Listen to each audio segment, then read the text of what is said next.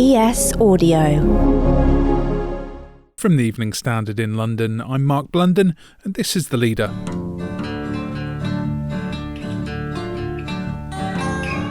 Happy New Year, but rail passengers heading into the capital on Monday suffered cancellations and COVID-linked train staff shortages. So what else should we prepare for on London's public transport in 2022? Fare hikes and ongoing strikes are on the horizon, but could this finally be the year that Crossrail opens? We're joined by the Evening Standard City Hall editor, Ross Lydall. So Ross, it's been a bit of a sluggish start to Jan 22 on the railways. What's been the issue today? I think it's fair to say that if anybody was trying to get into London, certainly on the Mainline railways, to get back to work this morning after the Christmas and New Year break, they would have faced something of a struggle.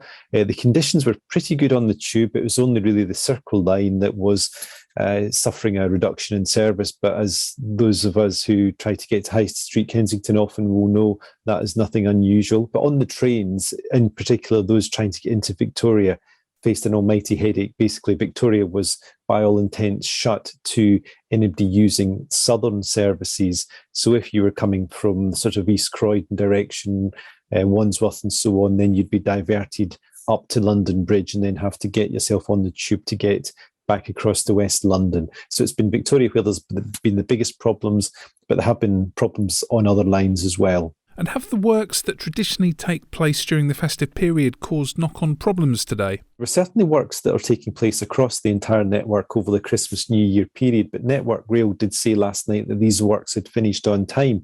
You remember probably some years ago when there was all sorts of chaos around Finsbury Park Station when the works overran and there was extreme displeasure with Network Rail. Since then, it has made strenuous efforts to avoid such chaotic scenes repeating themselves, and there's no indication this morning that there was any terrible work overrun. Rather, what was happening here is that some of the train operators, such as Southern and sort of GTR, its parent company, had taken the opportunity to essentially, with passengers already knowing they can't use services between Christmas and New Year, they rather, if you like, they rolled over the disruption. So it went from upgrades into cancellations that were planned, but due to COVID in particular, staff shortages from Omicron. And basically what the operators were saying is that they thought it was better to announce in advance that some services would not run to their normal destinations and that there would be reduced frequencies, so passengers knew before setting off where they would end up, and the fact there'd be fewer trains rather than them actually turning up, standing on a platform and waiting in vain for the train that never arrived. Now, we have these rail and tube fare increases to look forward to. How much extra should we be budgeting for now? What is due to happen is that the rail fares are due to go up by 3.8% and the tube by 1% extra. And that is because of the deal, or one of the TfL bailout deals that was signed back in sort of May, June of last year, that meant that the tube fares would be 1% higher than the rail fares. So basically for Londoners, we're looking at 4.8% increase year on year, which is not great at all at a time when many of us have not seen their wages rise whatsoever. So that's going to hurt. The only benefit, again, of course, is that if you're working from home or at least some of the week, then you won't quite feel the same impact on your wallet as you might otherwise have done. But it's certainly a disincentive to get back on the tube 5 days a week when already expensive fares, TfL admits its fares are the most expensive of any world city, are going to go up by about 5% almost. Well, and in Turkey, commuters in Istanbul have been hit with 20% fare hikes, so count your blessings, I suppose. Also, we've got this long strike still rumbling on. What's the nub of the issue between the RMT union and TfL? The RMT, which has called this strike, and it's had, I think, 6 different stoppages sort of towards the end of November and throughout December over the rotas used to staff the night tube, has announced basically that it's preparing to restart in the middle of this month and keep going right until June.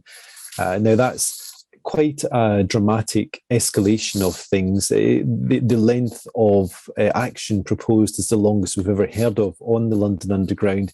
Quite whether all its members will be happy to forego their wages for so long remains to be seen. It's obviously a bargaining tool, but there certainly doesn't seem to be any indication coming from City Hall or from Transport for London that they're prepared to concede on this. Lastly, there should hopefully be some good news about the Elizabeth line, aka Crossrail, opening this year. TfL's promise, and this is the promise it's been made personally by Andy Byford, the TfL commissioner, is that it will open in the first half of 2022. And so he's saying basically by the end of June, it will definitely be open in terms of its central section. Obviously, there are the sort of eastern and western spurs already run Crossrail trains but called TfL Rail. So you can get in from Shenfield to Liverpool Street and from Heathrow into Paddington on what will be the Crossrail trains. But essentially what we're talking about here is these trains then running through between Paddington and sort of Whitechapel on to Abbey Wood and through to Liverpool Street. So it'll be going under the West End. And yes, we can't wait. What did happen towards the end of last year was that they had this, what they called a 6-month opening window between January and June. That then got shrunk slightly to between February and June. So basically they ruled out any hope of an early opening this month. They've still got a lot of tests to do.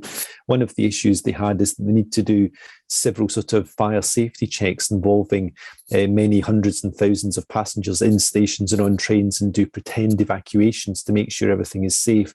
And obviously that is compromised by COVID as well, that they cannot have too many people together while Omicron is still raging through the capital. So that could well be delayed. We expect to get an update on this in the next 2 or 3 weeks, just exactly where they are. But I don't expect to actually get an opening date named even until Easter time. So I think it will be May or June is the most realistic time when we'll actually see Crossrail open and become the Elizabeth line. And hopefully the Queen will be there to perform the opening ceremony.